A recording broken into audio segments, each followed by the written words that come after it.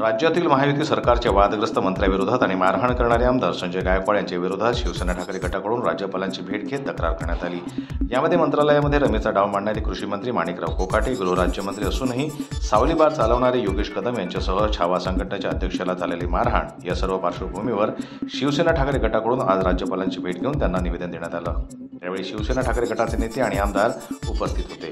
सुषमा अंधारे सुद्धा राज्यपालांच्या भेटीच्या शिष्टमंडळामध्ये सहभागी होत्या। गतकाळी भाजपचे ज्येष्ठ नेते राहिलेले एकनाथ खडसे आणि भाजप नेते आणि जलसंपदा मंत्री गिरीश महाजन यांच्यामध्ये हनी ट्रॅपवरून वाद पेटला असल्याचं चित्र काही दिवसांपासून दिसून येत आहे।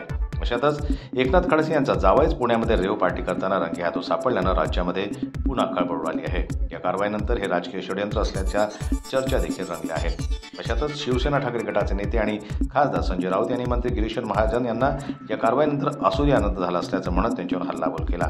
संजय राऊत यांनी माध्यमांशी संवाद साधताना म्हटलं की ही रेव पार्टी संशयास्पद वाटत आहे। 4 दिवस वॉच ठेवून ही कारवाई करण्यात आली आहे। इतका वॉच जर पहलगाममध्ये ठेवला असता तर आज 26 बहिणींचं कुंकू पुसल्या गेलं नसतं। हे दहशतवादी असे आत घुसले नसते, ते पळून गेले नसते।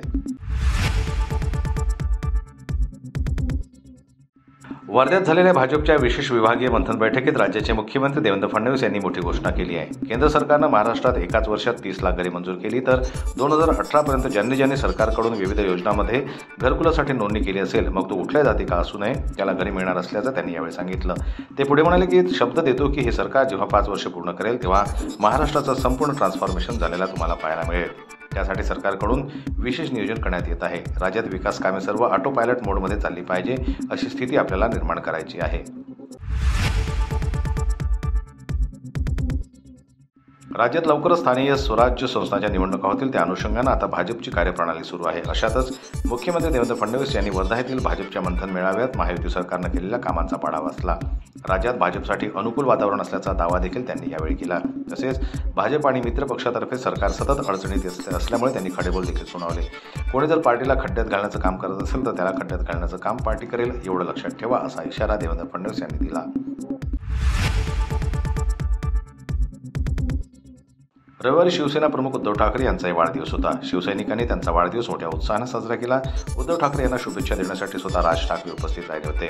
तसेच देशभरातील आणि राज्यातील महत्त्वाच्या नेत्यांनीही त्यांना शुभेच्छा दिल्या। त्याचवेळी केंद्रीय मंत्री अमित शहांनी मात्र ठाकरेंना शुभेच्छा न देता त्यांच्या खासदारांना मात्र आठवणीने शुभेच्छा दिल्या। त्याची ऑडिओ क्लिपही सोशल मीडियावर चांगलीच व्हायरल होत आहे। त्यामुळे राजकीय चर्चांना उधाण आल्याचं दिसून येत आहे।